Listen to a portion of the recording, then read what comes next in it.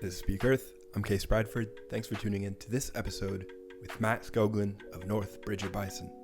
Matt is a first-generation bison rancher. We discuss how he went from living in suburban Chicago, doing policy advocacy work, to starting his own bison ranch, and what that process has been like. He was charged by a bison at one point, survived, terrifying experience, and much more learning curves along the way. Really fascinating. I know many people are dreaming, or at least contemplating, what it would be like to own a ranch. It seems like quite the life.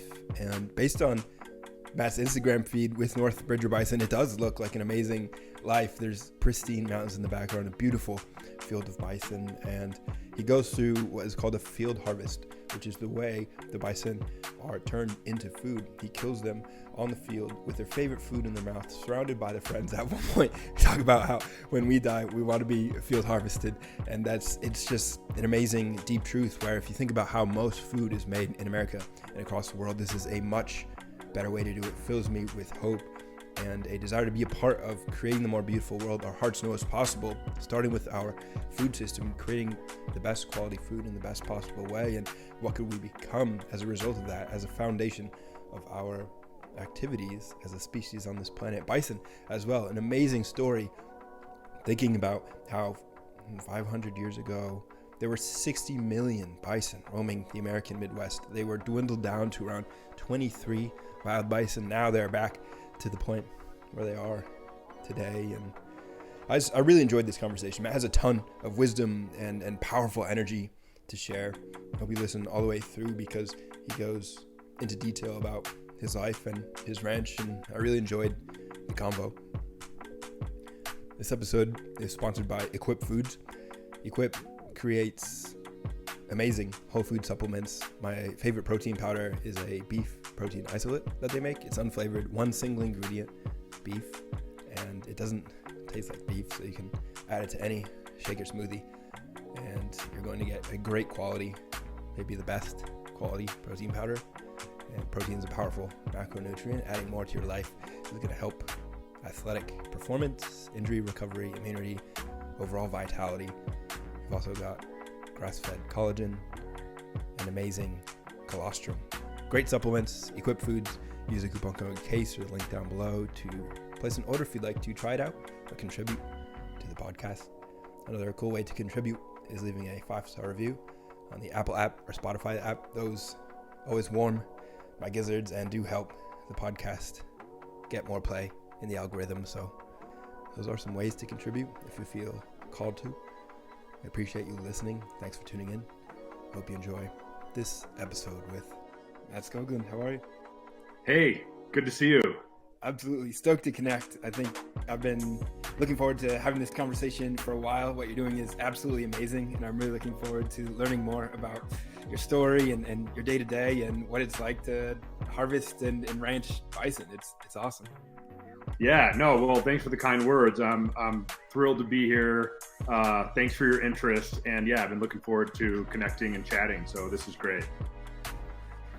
I guess I'd like to start for listeners. Matt has a tremendous beard, one of the best I've ever seen. I can start by just highlighting the amazing beard that you have. Have you always been bearded, or at what point did you start growing it out?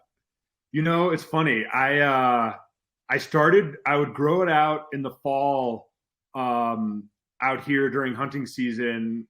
I don't know. I mean, started a long time ago, and but then I would shave it some point, like late winter, early spring, and it was I believe it was the spring of 2015, and I shaved it, and I immediately missed it, and I was like, I'm not shaving it again. So it's been, getting fuller and grayer each year. Nice. I feel like bison almost have a bit of a beard too, in some pictures. Oh, yeah, no, it's funny. A lot of comments that the bison and I have a resemblance. People that I get that a lot. And I remember my first time seeing a bison. I was young. We were visiting Colorado with my family, and I remember being really struck by them as a creature, as an animal, as a beast, as a being on this planet. They have such a profound way of appearing in the world. Like that animal of the bison, it's almost from another world. It's amazing that they're still on this planet and they're so robust and their energy is so powerful. Did you have a similar experience when you first encountered bison, or what was that like? It was interesting. I did not at first. I grew up in the Midwest. I grew up in suburban Chicago. So the first bison I saw, we did one. I'm the middle of three boys. We did one, family trip to Yellowstone when I was a kid, and we must have seen bison because we went into the park. But I don't have like a vivid memory of it. And then same thing when I like started fly fishing in the park, in Yellowstone National Park in college, saw bison and thought they were cool, but wasn't like blown away by them. And then it was when I started working for the Natural Resources Defense Council, the NRDC, in January of 2009. And the main issue I worked on was bison. And it was really the more that I read and learned about bison, the more captivated I became by the animal and the species and the story and the history. And then I'd say, since then, over the past, 13 plus years, or I guess 14 plus years, more fascinated by them every year. Like I always tell people, like, since starting the ranch, like I am more interested and curious about bison today than I was 5 years ago, like 100%. So they're amazingly fascinating, beautiful, big, strong, like just interesting animals. Yeah. With this incredible history. And, I just am, I love them. They're amazing, amazing animals. Awesome. And your ranch, North Bridger Bison, you've been out there a couple of years now, right? Yeah. So we started the ranch from scratch in 2018. And we were, my wife, Sarah, and our kids, Otto, Greta, and I, we were living in Bozeman, where we had been living for a long time. And, we commuted, largely me. I commuted back and forth to the ranch from Bozeman for the first few years. Then we moved up here full time a couple of years ago. So started the ranch from scratch 5 years ago and moved up here full time a couple of years ago. And anyone who is unfamiliar with Matt and North Bridger Bison, I highly recommend checking out their Instagram page. I'll have it linked down below. One, so you can see Matt's amazing beard, but also two, so that you can see the amazing landscapes and the ranch itself and the bison. It's all incredibly picturesque and quite mind-blowing to see the ranch, especially being from anywhere else in America. You've got the majestic mountains in the background, the bison, the snow, the field harvest. There's so much there, and it's visually captivating. So I highly recommend everyone take a look and check it out, because it really is something to behold. It's amazing what you've got going on up there. No, thanks. Yeah, it's it's a special place. We love it and feel very grateful to be here doing what we're doing. And this time of year in particular, like literally this morning, it was cloudy when I woke up, and then like slowly the clouds are starting to break apart and the sun's poking through, and the North Bridgers, and they're like half covered in snow. It looks like Glacier National Park. It's super green down low. It's just like a kind of a mind-blowing time of year as it gets super green down low, but there's still a lot of snow in the mountains. It's pretty amazing. Yeah. There's so many different ways that we could take this conversation. There's the story that led you to leaving suburban Chicago and becoming a rancher. There's the bison themselves being, so much going on with that backstory and what they represent as animals to this country and to our world, really. And then your personal story, like now you've got this ranch. You are a first time rancher, like you said. You built this thing from scratch. That's amazing. I don't think most people even think that's possible, but yeah, of course, it's possible, right? That happens all the time. So I guess for you, which direction do you want to take this? Like which of those options seems like the best? Oh no, I mean, it's totally. I'm happy to talk about anything. So what it's your podcast. You pick. But anything. I'm happy to chat about anything. Seriously. So the ranch itself, North Bridger Bison. How many bison do you have now that you're caring for?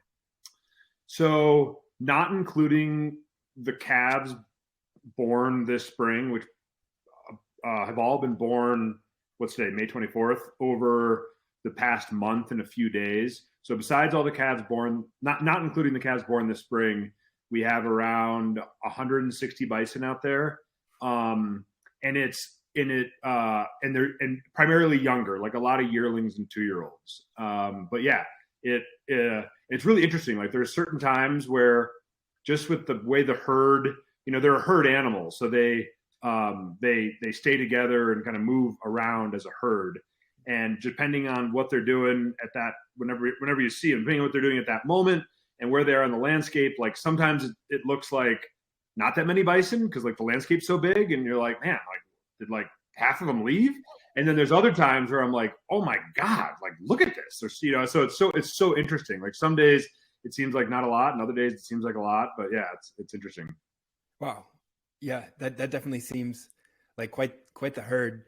And I know I think a lot of people are probably familiar seeing viral videos of bison at Yellowstone, like you mentioned, where tourists maybe get a little bit too close and then the bison all of a sudden just charges and gores them. And like my perception of bison is that they're, pretty violent and aggressive based on those viral videos. But when I spent some time at Rome Ranch attending a bison harvest, they were quite peaceful and pretty tranquil. And, they weren't charging despite the fact that people were around them. How would you describe their temperament between, those two poles?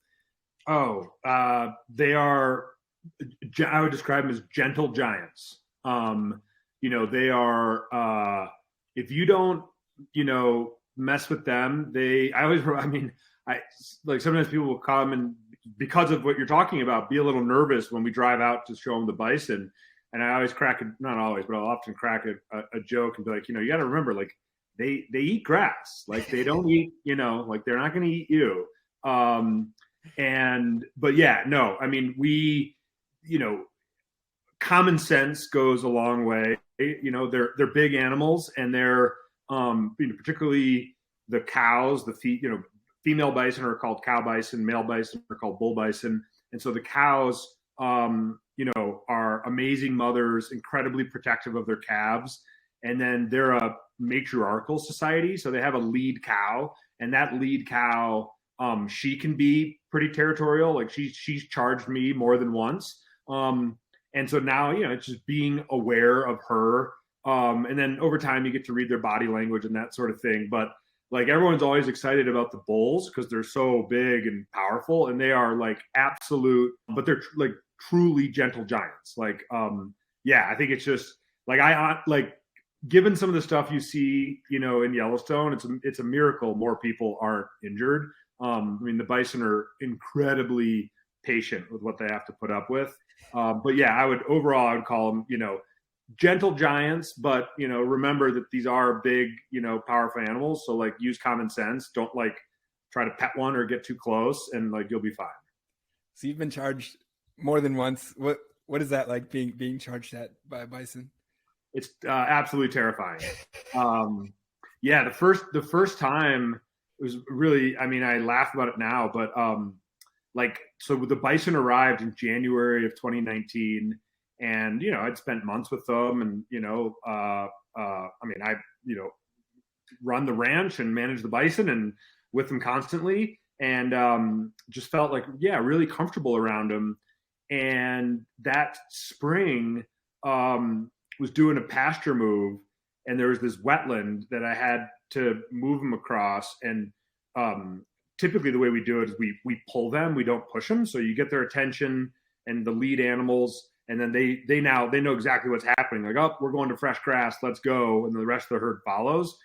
And but I was still figuring things out then, and I had to get them across this wetland, and I did it on foot. So I walked across the wetland, and then they, when I walked across it, they then came the other way, and I was walking behind them on foot, and it was like this beautiful spring day, And I was thinking, oh my God, like the mountains, like this is amazing. I'm the bison whisperer. Like this is just unbelievable.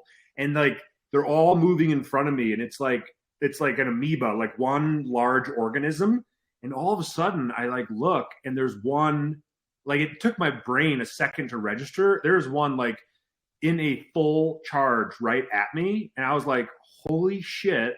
And thank God there was a fence. And I like definitely would have shattered, the 50-meter dash world record, superhuman strength, sprinted over, jumped over this fence, and the bison stopped right at the fence. And I was like, oh my God. And so ever since then, I just always make sure that like the truck or the side-by-side is nearby.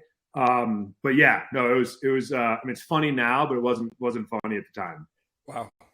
Yeah, that is, quite an experience, quite a story. Certainly not something I would want to be experienced, but it probably comes with the gig. I bet every bison rancher, maybe you've got quite a network out there. They probably all deal with that at some point in the ranching career, I imagine. Sure, I assume, yeah.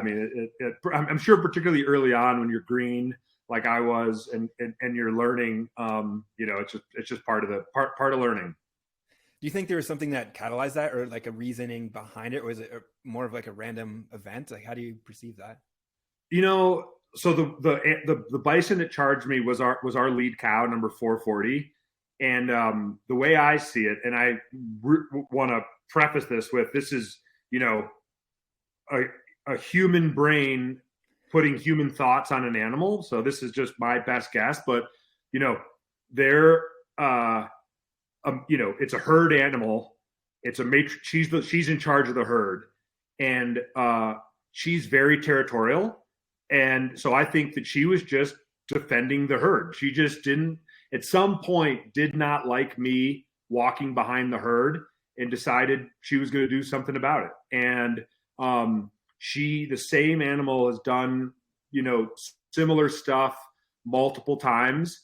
Like even like I'll be on the other side of the fence. This happened once, and she left the herd, came over, 30, 40 yards to me, and started like rolling on the ground, kind of violently displaying for me. And I interpret all that as like, hey, buddy, this is my herd. I'm in charge. And I always, when I tell the stories, people always laugh because I'm always like, 440. I'm like, I love you. Like, you're the boss, and you're like, we're on the same team here. We should be buddies. But that's how I see it. It's just like territorial, a display, just like, this is my herd. I'm in charge, defending the herd. That's my human thoughts on what they're doing. And I say this all the time, and I genuinely mean it. Like I wish I spoke bison, because I have so many questions for them. And I hate when I hear people speak definitively, like, when a bison is doing this, it's doing this, this, and this for this, this, and this reason. And I'm like, really? Like, have you asked them? Like, did they tell you that? Because to me, you're, making an educated guess, and maybe you spend a lot of time around bison, or you're a scientist or whatever, but we still don't know until like we're making our best guesses when we're interpreting their behavior. Yeah. Yeah. What are some other questions that come to mind that you would ask a bison if you spoke bison? A big one would be when I field harvest, or which is a euphemism for when I kill a bison. Like, it's different every time. The way it's a rifle shot to the head from close range, which sounds intense, but it's as ethical and humane as it gets for food, not just for meat, but for food. And we feel like we're very passionate about our process. And, but anyways, and that animal, instantly drops, and there's no reaction from the herd to the rifle shot, like zero. But once it's dead on the ground and they realize that and smell some blood, it's different each time, but they, almost always, some come over and hang around and like sniff it, rub their heads against it, do different things. And then once I get it up on my truck and drive away, like, usually 8 to 12 will follow the truck, sometimes none.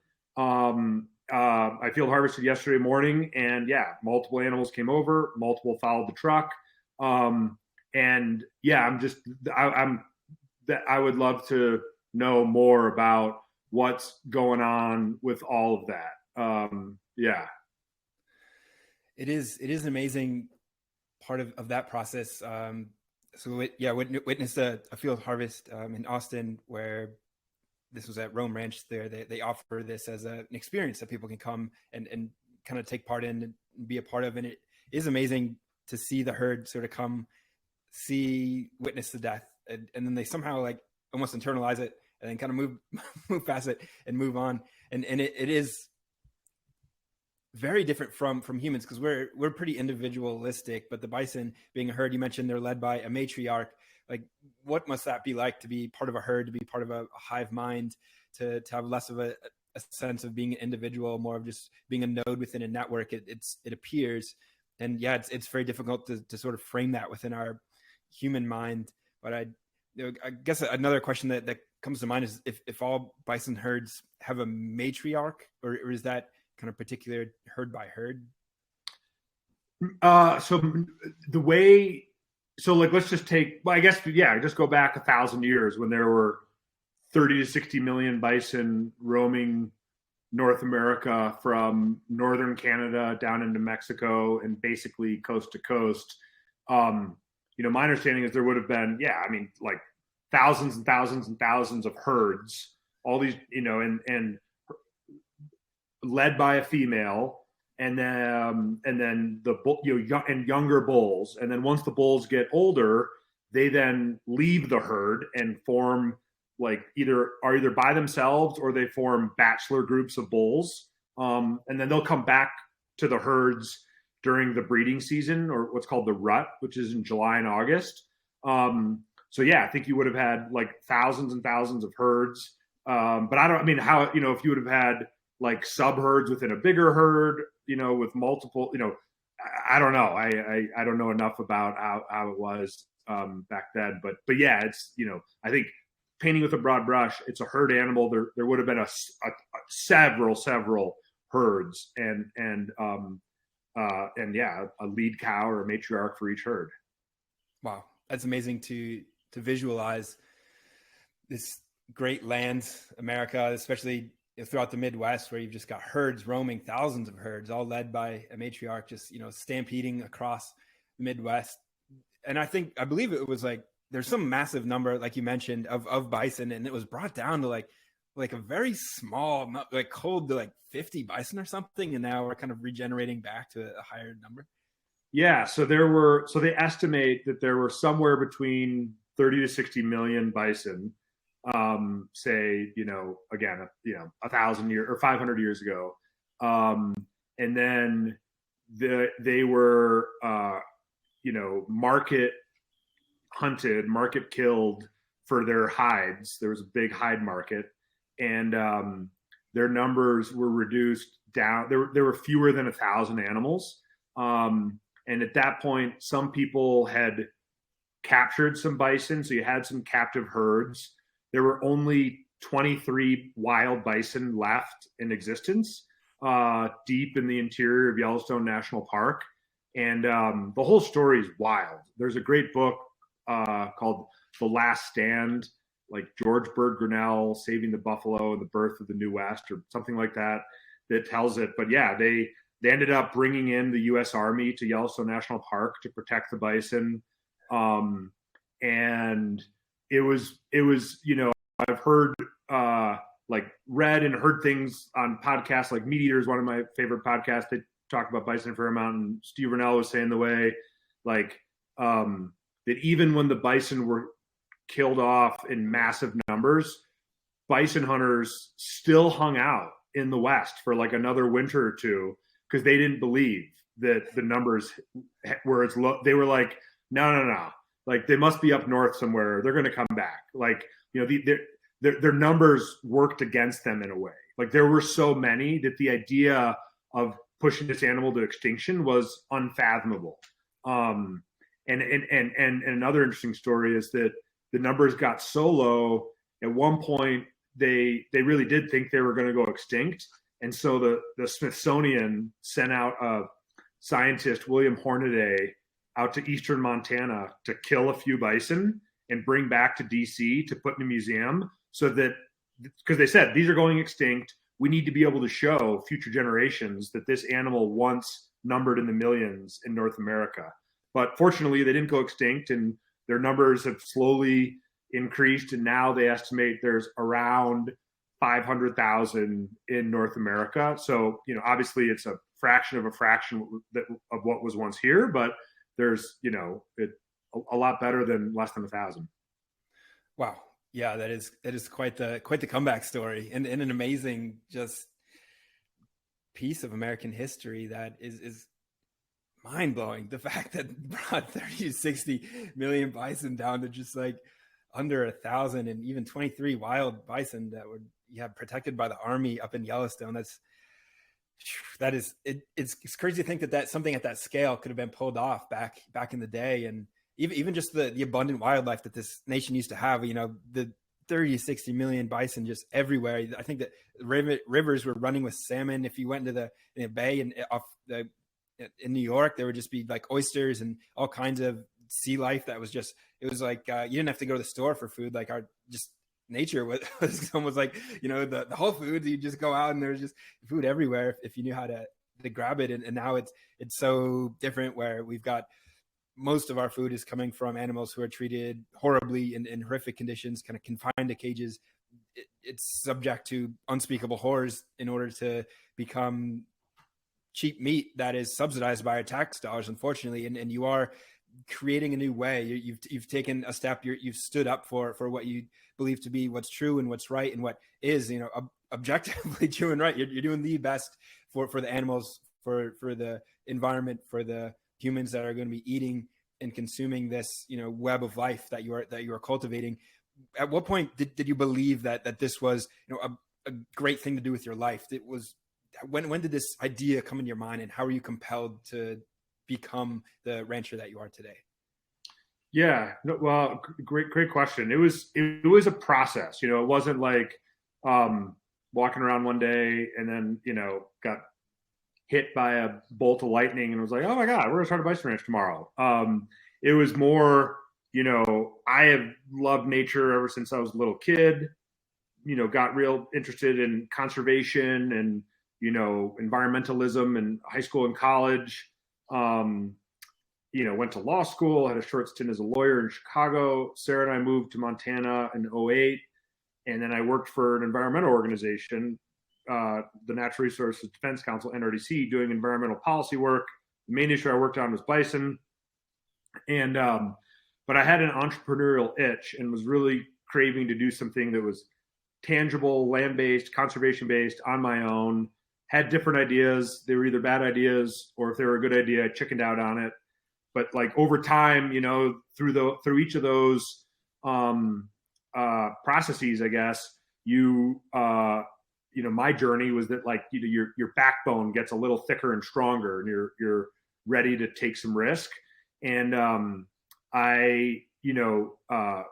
just passionate about conservation, animals, nature, the landscape, land, and big meat hunter. Always been, and then particularly later in life, more and more into food and how it's sourced, and then literally. But so anyway, to cut to the chase, in the summer of, I think it was 2017, read an article in our local paper about the National Bison Association having their summer conference in Big Sky, Montana, and it said that the bison industry was growing, and they were looking for more producers. And I read the article, and I'm not kidding. I literally was like, man, that would be so cool. That sounds amazing. Clearly that's not for me as a kid from suburban Chicago, but for someone, that's going to be awesome. And went on with my day. And then like weeks and weeks later, it was still like kicking around my brain. And I was like, man, like that would be really like, that just really appealed to me. And then that fall, I read this book, Buffalo for the Broken Heart by Dan O'Brien. And he started Wild Idea Buffalo in South Dakota. He's a hero of mine. And in that book, he's the one that pioneered the modern day field harvest of bison. And So when I read about that, it was like that was a truly instant light bulb moment of like, whoa, I didn't realize that existed. That's the way to do it. And I want to get serious about this. And I know that there are people out there that are going to connect with this, because I'd met more and more people that were like, I've seen Food Inc. I read Michael Pollan, and I'm just done with meat. I'm just done. And I don't hunt. But if my neighbor kills an elk and gives me 25 pounds, like, oh my God, I'm all over it. And I was like, oh, okay. So you're not done with meat. You're done with like industrial meat, like you were talking about, like the horrible things they do to hogs and cages and, these brutal, cruel practices. And so anyway, so that's when I got real serious about it. It was the fall of 2017. And then just like one thing led to another, and went to a holistic management workshop, and this amazing guy who's a close friend, Roland Cruz, he's a ranching consultant, who's, invaluable to us along the way. And then we found this land, which was a needle in the haystack, the only land we looked at in person, and culminated in things getting real serious about it in the winter of 2017, 2018. Awesome. It's so cool to think that this does happen from so many angles, because a lot of the food system is messed up. A lot of people are aware of that. And then it's like, the question is, okay, well, what do we do about it? What can anybody do about it? We can like vote with our dollars. Like, that's one thing, and then you've taken like this deeper level, this next step of like, I'm going to vote with my like energy and my career and my passion and my, my life. Like, I'm going to dedicate my life to this thing. And looking back now, are you glad you made that decision? I'm sure there were some points along the way where you weren't quite sure what you're getting into. Yeah, no, I would not trade it for the world. I feel very fortunate to be able to do it. I'm very glad that we, took the leap 5 years ago that we took. We, truly what happened is we just put so much work into this that at some point, like, the risk of not doing it became greater than the risk of doing it. Like, it was like, if we're going to do this, and we might horrifically fail, but we got to try. And there have been, we could do a whole separate podcast about mistakes I've made, hard times, catastrophic events like burning a truck to the ground and brutally breaking my ankle, and all sorts of, real challenges along the way. But I wouldn't trade it for the world. Absolutely love it. And I also was just talking about this with someone yesterday. It's like those years leading up to it, where at times you feel stuck and frustrated, that all, again, like, it builds the backbone to do something so that you can weather the hard times. Because, like, no matter what you do in life, there's times it's just going to be hard. Times it's going to suck, and be really hard. And you just got to get, have the perspective that even in those moments, it's like, yep, like, this sucks and we got to get through it. But I still wouldn't trade it for the world. And it just feels good. Like, I was doing policy advocacy work ultimately on behalf of nature, right? Which I felt great about, but the day-to-day of it was frustrating. You lacked a lot of control in my former job. It's super important work, and I worked with wonderful people, and I respect the people that do that work. But for me individually, it got frustrating. You just feel like I'll give the example, like, you'd chat with a state agency biologist and a federal biologist and say, hey, you guys should really do X. And they'd say, Matt, I couldn't agree more with you, but politically that's a non-starter. And you're like, what are we doing? Like, you go back to your office, you're like, what are we doing here? It's like we're going through the motions on things we don't have control over. And so what really appealed to me about what we're doing with North Bridger Bison was that, like, here on our ranch, like on our small scale, we are having a tangible impact on this land. We're having a tangible impact on the food system. It might be microscopic, but it's tangible. Like, I field harvested a bison yesterday morning. That'll provide hundreds of pounds for 4 customers. We have provided thousands of pounds of bird-friendly, wildlife-friendly, climate-friendly, land friendly, super healthy, super delicious meat for hundreds of customers. And that feels really great. And so it's like the tangibility of that is like really appeals to me.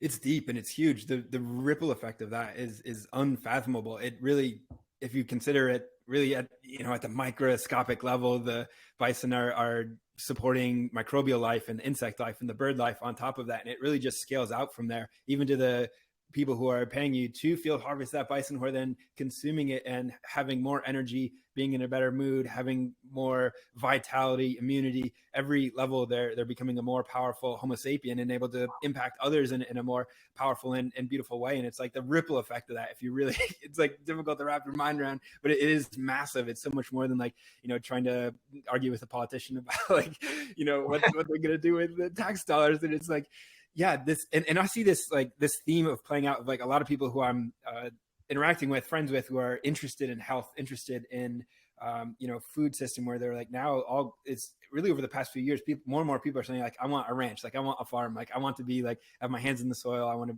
be tending to animals, being practicing animal husbandry and being a part of this at like a grassroots, ground level. What would you say to folks who are sort of contemplating or dreaming of this lifestyle? Is there anything that you would kind of share with your former self as to like a heads up as to this whole, kind of process that's unfolding? Yeah, well, I think there's, I guess there's, two ways to go. There's like having, a hobby farm, or, where like, say whatever your day job is. I mean, these days, so many people work remotely from Zoom. So maybe, whatever, you're a lawyer and you can work remotely, but you want to have some, have a big garden and some animals, but you're not like paying the bills through that. So that's like one route. But if you're trying to make a, career change, and have it become your life and your livelihood, I think to my former self back then, I would, so what Sarah and I did, like, and what I think is like, so, clearly there's all the normal steps you have to take, right? Like you need to put together a business plan. You need to think through all of the details of what your business is going to look like and what your ranch is going to look like and who your customers are going to be and all that stuff, which, is somewhat speculative, and you hope it all comes together. But what we did a lot was like, we just played devil's advocate with one another, because, we knew this would be just a massive change in lifestyle. And so I think like 5 years out, I would go back and like do it even more, like I was talking to someone recently about it. So it's like, called it like the gut check test. Because like, laughed with a bunch of people about this, but like you were saying, like, yeah, more and more people are interested in farming and ranching and animals and that stuff, which is awesome. Like, I think it's so wonderful, and I hope it just keeps going, like, in a major way. I hope there's gas poured on that fire. But I think if you're going to get into it, you've got to go into it really knowing what you're getting into. Because, like, if you go on Instagram and look at the beautiful images, like, the appeal is obvious, right? It's like cattle grazing green lush fields, or chickens running around, or bison, or goats, or sheep, and mountains, or grasslands, or whatever, wherever you are in the country. And it's so idyllic and beautiful.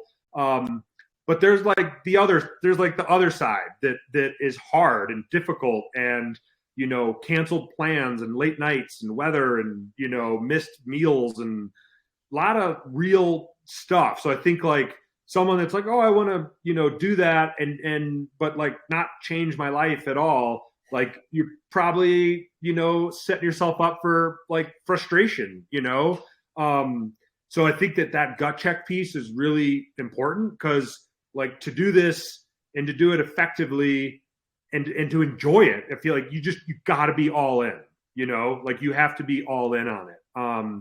And so I think that would be my advice, is like the gut check piece. And how is like the day-to-day labor? What is that like?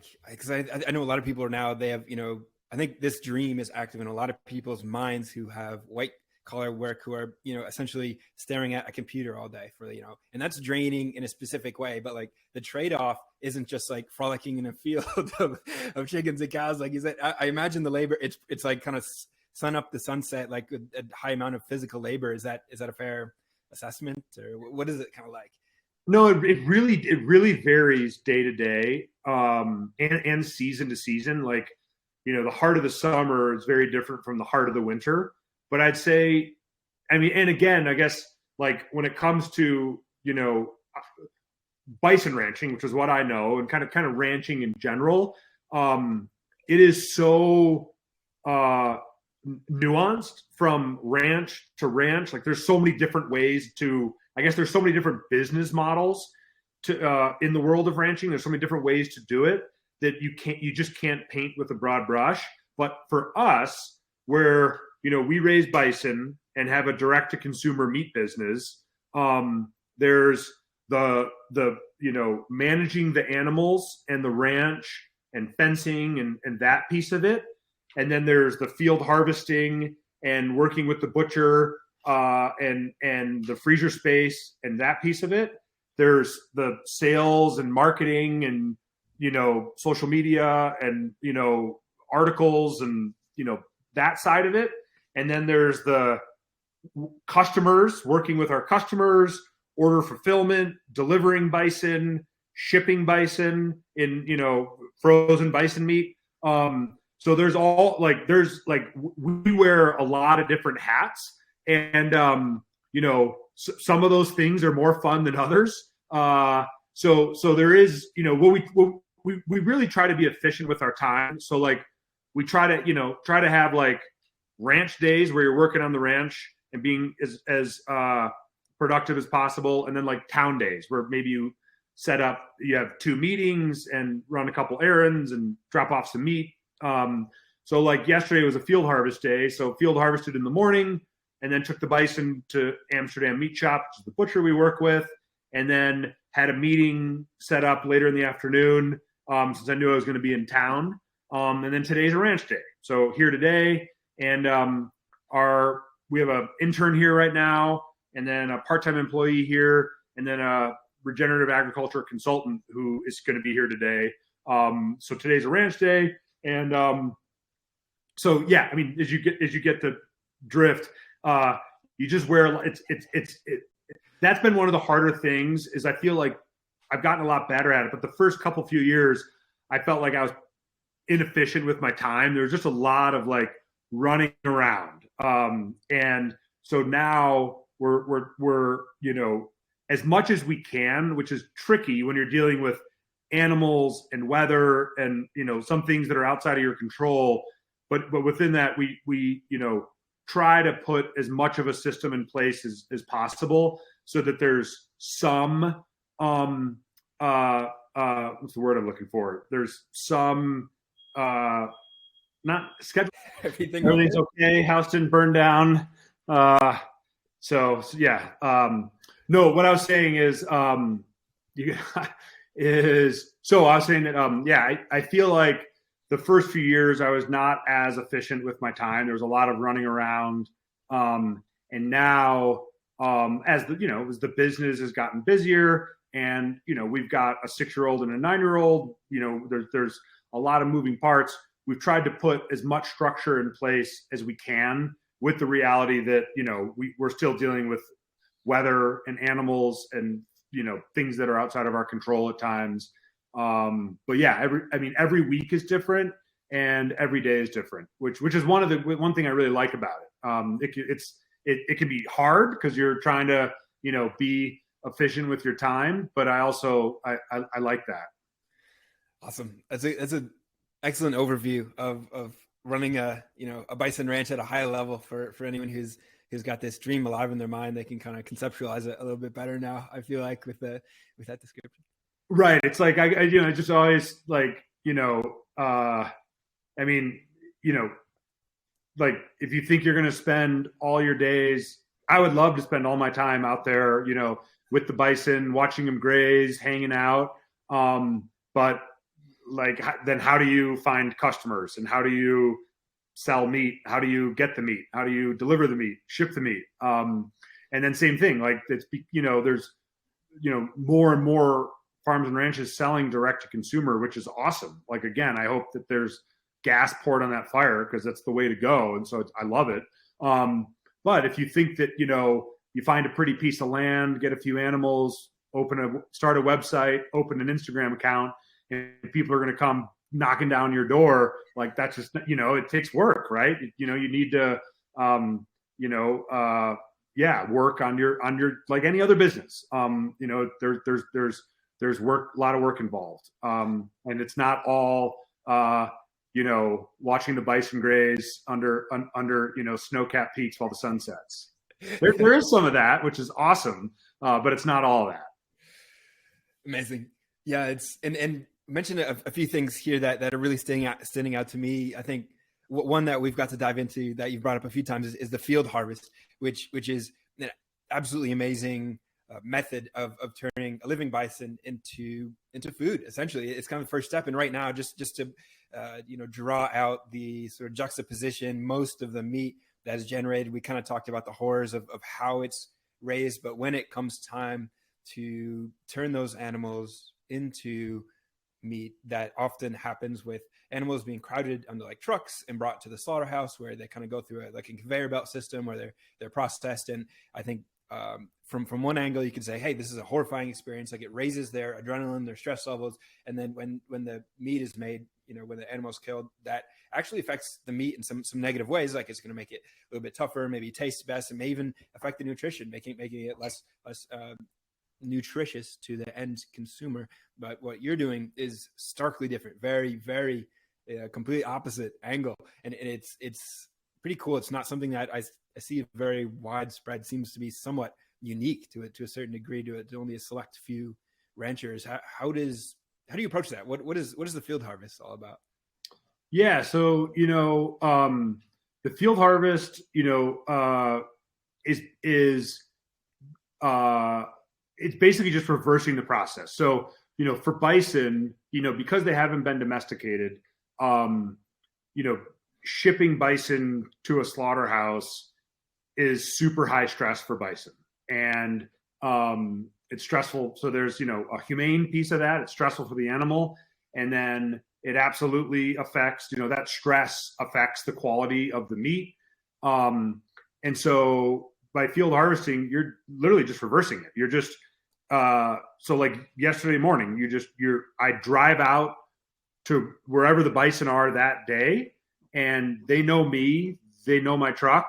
I always joke that they're like, oh, idiot with a beard's back again. And then, it's, I stay in my truck because they're much more tolerant of you in your truck. And then it's a headshot with a rifle and an all copper bullet, for like average shots, probably 10 yards. So super close. And, And so it's no stress for the animal. So as ethical and humane as it gets, and then no stress in the meat. So the meat's just absolutely out of this world delicious. And I always say it's, as ethical and humane as it gets for food, not just meat, because, as more and more people are talking about, and I think the podcaster and writer Diana Rogers and her partner James Connolly do an amazing job pointing out, like the realities of like the plant-based food world, like how horrible so much of that food is for the environment and for animals, and lots of things are killed. So, in our case, like, on a ranch, like our bison are out here and they're, building topsoil, and the ranch is sucking carbon out of the atmosphere and storing it in the ground, providing habitat for all sorts of pollinators, birds, wildlife. And then at the end, an animal is killed with a headshot from a rifle that literally doesn't feel a thing. And, like kind of, I don't know, funny, not funny, but during COVID, when there was, dark times and lots of talk about this and that, I remember a buddy was like, when I'm old, like take me out to the woods and shoot me. And I was like, I'm with you. I totally agree, man. And then I was like, actually, no. I'm like, because that morning is really going to suck. Like the morning that you say, time to take you out to the woods and shoot you. And if my wife were here, she'd be like telling me to shut up. She hates when I say this, but I'm like, you know what? I'm like, field harvest me. I'm like, so here's the deal. I was like, Sarah, you get to make the call when it's my time to go. When it's like, all right, Matt's washed up and starting to go, starting to lose it. And then you tell one of my hunting buddies, because I don't trust you with a rifle. And then we'll be at the dinner table with like friends and family, a big medium rare ribeye, cold beer, telling stories, laughing.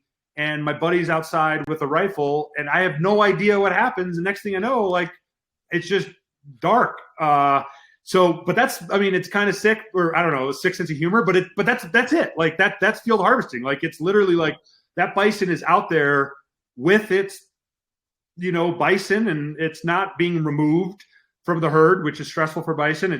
It's out there with the herd doing their thing. Like almost all, like yesterday, the bison's literally got grass in its mouth. So, when it comes to food, it's like, Diana Rogers says there's no such thing as a bloodless diet, right? We're all killing stuff. It's just a question of how. And so the field harvest process, it just really appealed to me because, I just feel so good about the process, for the animal and for the meat and for the whole thing. And so I, it's a headshot with the rifle, and then I lift it up with the bale bed of the truck, bleed it, take it to a different pasture, gut it or eviscerate it, and then get on the back of the truck, drive to the butcher shop where it's ultimately dry aged and cut, wrapped, frozen, and so it's really good. It's meat that you can feel really wonderful about eating, and meat that tastes amazing and is like unbelievably healthy for you.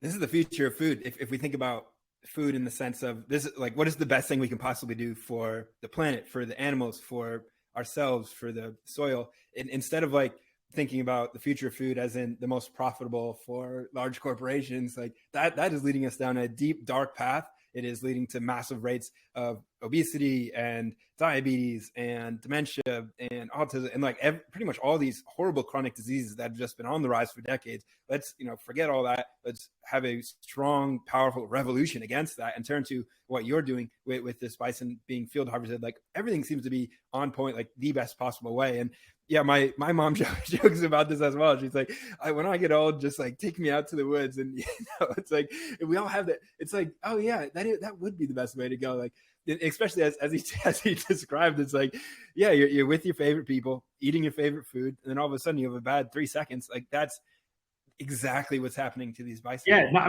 not even a bad 3 seconds. It's just like, it's just like the lights go out. So yeah,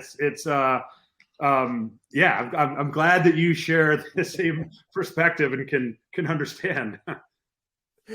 Yeah, but I think anyone listening, that it'll resonate as well if they're able to have an open mind and really contemplate, like, okay, life, death, it happens. How do we sort of create a situation in which it's best for everyone? And this is the obvious answer.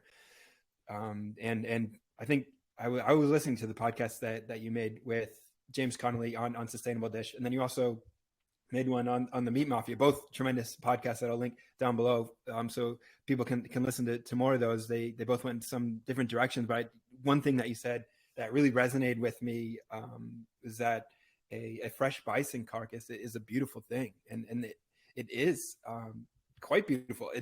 I almost think of it of like a cross section of a kiwi. You look at that and it's just marvelous. Or even a cabbage, you cut that in half, it's like, whoa, this is an amazing piece of art that Mother Nature has made, but you've got to kind of access it in a way where it's, it's like inside the thing. You only really get it from a certain perspective. And a bison carcass is the same thing, opened up. The organs and every piece of the animal is really marvelous and an amazing masterpiece, work of art. Yeah, no, very well said. I totally agree. It's like yesterday, field harvesting that bison, and when it's finally skinned and up before it goes on the rail, it's, I always, when they cut it down the backbone, because part of our mission is connecting people to where their food comes from, and so I take a picture of it, so yesterday morning when I drive out, take a picture of the herd, And then after I kill the bison, take a picture of the bison on the ground, nothing gory, but just very clearly like that's a dead bison. And then at the butcher shop, once it's split down the backbone, have one half shoulder side out, one half rib side out, and take a picture of that. And then today I'll email those pictures with a little, summary of yesterday to the 4 customers, because, it's like, we're just, again, just so passionate about our process, believe in it so strongly, want people to be connected to where their food comes from. And yeah, like when that bison carcass, it's gorgeous. I mean, it's a beautiful thing. And it's great. I've been reading and hearing more and more thoughtful people talk about life and death, and particularly about death and how we need to be more comfortable with it. And, I think more and more about it because I, kill bison for a living. And so I'm around death. And yeah, it's great to see. I found some really smart, thoughtful people that I've been reading and listening to about it that I really appreciate. And yeah, it just made me think more about it. Has being connected with the process of death changed the way that you live your life? Yeah, I mean, I think that I'm not sure if I'm totally conscious of the like being around the death part, because it's but I would just say through over the last 5 years with the ranch being so closly connected to nature and the natural world, and then some other just life experiences, I guess more aware than ever that life is very short and life is very fragile. And so like my go-to saying these days when everyone asks how I'm doing, I'm just like, no news is good news. And I'm like, I mean that from like the purest, most honest place, like there's a lot of people with bad news today. Right. And I woke up and my kids are healthy. My wife's healthy. I'm healthy. Like the ranch is good. And like, man, it's hard to ask for more. And I'm not being corny or cheesy at all. Like we've got some friends going through cancer and different stuff. And just, life is short. Like it really is. And it's fragile. Like crazy shit happens in an instant. And so I think, I just appreciate that and think about that more than I ever have. And it's a powerful perspective to think, and I'm not perfect. I, complain and feel sorry for myself like any other human. But I'm more connected, more tapped into that than I've ever been in my life. I do believe that is really important. You mentioned being reconnected with the food. That does mean being reconnected with death. And there is a powerful point of view that comes along with that, even if it's, it's not going to be a 24/7, awareness of like, gonna die, so I got to live it up now. But it's like, yeah, it's going to like energize you in a way where it's like, okay, yeah, this ride is going to, come to an end, or at least some sort of shift in the way that it is. And at some point, and it's like, gotta squeeze the juice out of this thing, because it really is, here for us. And a lot of people are suffering from like apathy. And I think a big part of that is like, just as you described, a disconnection from food, a disconnection from death, and where it's like a simple shift in perspective can mean the world as far as like changing your perception, because perception is reality. So if you change the way you see things, you can really change reality. And everything that you're doing, like this whole conversation is now I'm coming to this idea that what you're creating is the pinnacle of food. Like this is the best possible food that one can acquire. From my mind, like I'm been pretty tapped into like nutrition and health food and the food space for years now. And this is the pinnacle of food, like bison that's been raised in a pristine natural environment, field harvested and provided. Yeah, I know on your site you offer, a full bison, half bison, quarter bison for folks who want to invest in having that meat in a freezer. You've also got bison skulls, which are pretty amazing, like piece of artwork that can be hung on the wall. What is if someone wanted a bison skull for the wall, does that just hang up if they get it? Does it come with like some way to hang it, or what is the skull like? It doesn't come with anything to hang, but it's super easy. We just use like heavy duty fishing line, that's clear, and just tie that through the back and then put a nail in the wall and you're good to go. Like, keep it super simple. Nice. And the current bison offerings, do you think you'll offer like individual cuts at some point in the future, or are you going to stick with the half cow or half bull, quarter bull kind of options? Great question. So for in the near future, we'll continue to do quarter, half, and whole bison. And it's funny. I mean, it sounds like a lot of meat, but our customers are always surprised at how quickly they go through it. People will be like, "Oh my God, a quarter bison! Like, I could never eat it. That's just crazy." But like one, we're not killing like 2,000-pound bulls, so that you see on the covers of books and calendars in Yellowstone. And so like a quarter bison is around 75, 80 pounds. And you think about how much meat you eat over the course of a year, how much food you eat, and you think about how healthy and nutrient dense this, field harvested grass fed bison meat is. So I just, a quarter is, it's a totally manageable amount of meat, like more than manageable. But so in the immediate future, we'll continue to do quarter, half, and whole bison. But we're hoping by the end of this year to offer a few other options. And it'll be a long time before we sell like an individual T-bone.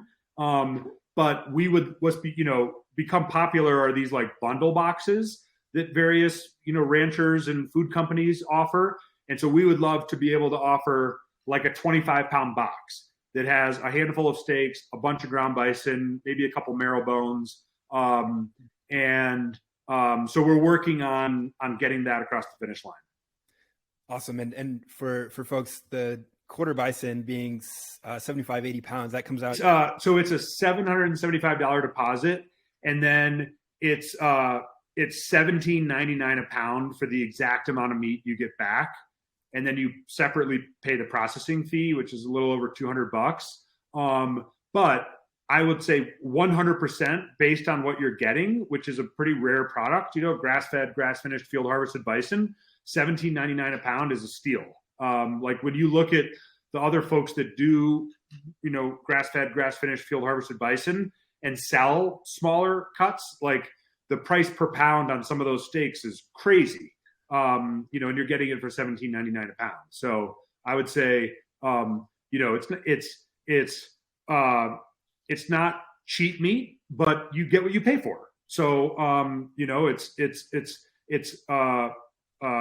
our customers love it. Like I love getting emails and texts from our customers that are either food photos or just telling me how much they love the meat and the taste and how it makes them feel.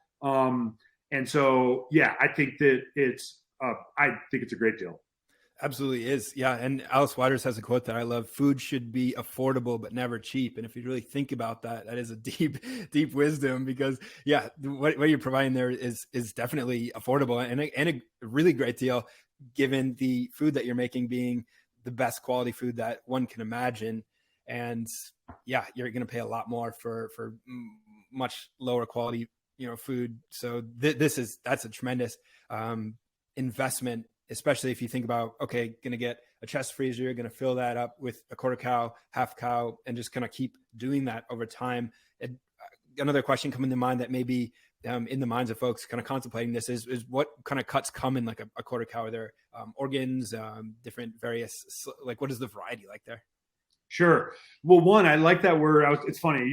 We were on the same wavelength, because I like that word investment, because that's what it is, right? Like, I mean, there's such a, rightfully so, focus on physical health, mental health, and the relationship to food, or on both of those things. And so, like, do you want to invest in your physical health and your mental health, your brain function, how do you do that with it's diet and exercise and some other things, but largely diet and exercise. And so, I think it is, it's a very, of the various things you could invest in, investing in your physical and mental health, a damn good place to invest.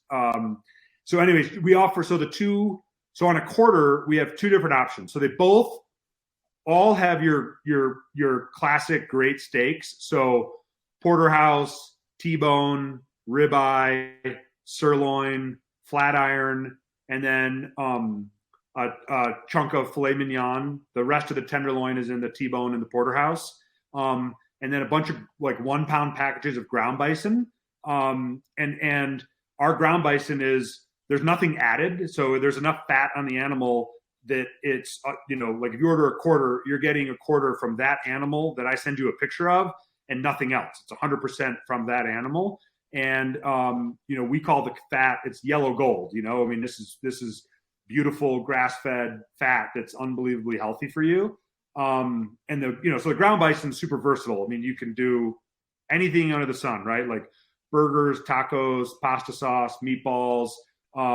With 2 little kids, I joke, we eat so much our kids are going to grow horns.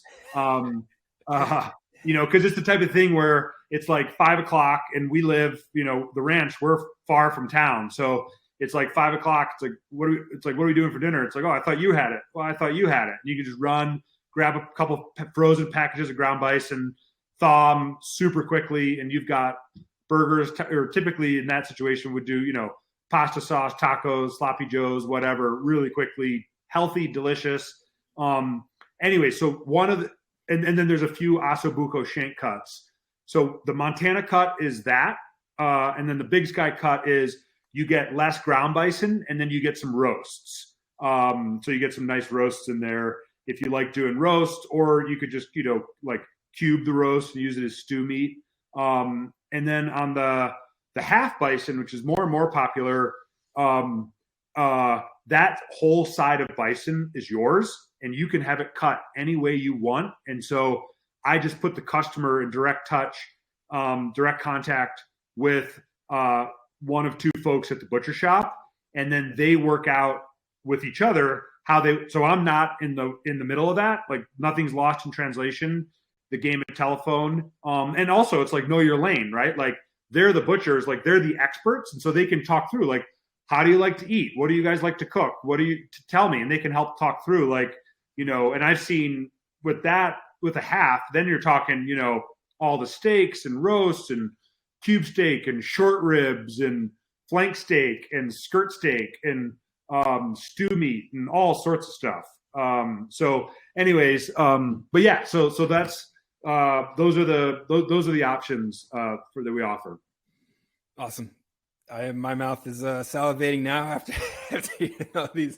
all these options. And Matt, I'll link to North Bridger Bison, the name of your ranch. I'll have that website link below for folks to look deeper into this, to check it out, to place a deposit. And I've really enjoyed this conversation. Want to be really respectful of your time here. And I think the mission that you're on and the hero's journey that you're on, it really is heroic. And I have a tremendous amount of admiration for everything that you're doing and putting out there. It's awesome. I just wanted to take a moment to say thank you for coming on this podcast, sharing everything that you have shared. And is there anything left that you'd like to sort of share with everyone listening? No, I think that covers it. I think, I think if people are interested, they, can go to our website and, my email, phone number is on there, can reach out over Instagram, is another way to do it. But yeah, if anyone has any questions about anything, feel free to reach out. And, mostly just thank you, Case, for being interested, and really appreciate what you do, having all these awesome conversations with lots of different people. So keep up the awesome work. It was super great to connect here. Thanks, Matt. Powerful. Hope you have a great rest of your day out in the ranch. And till next time, thank you. All right, man. See ya.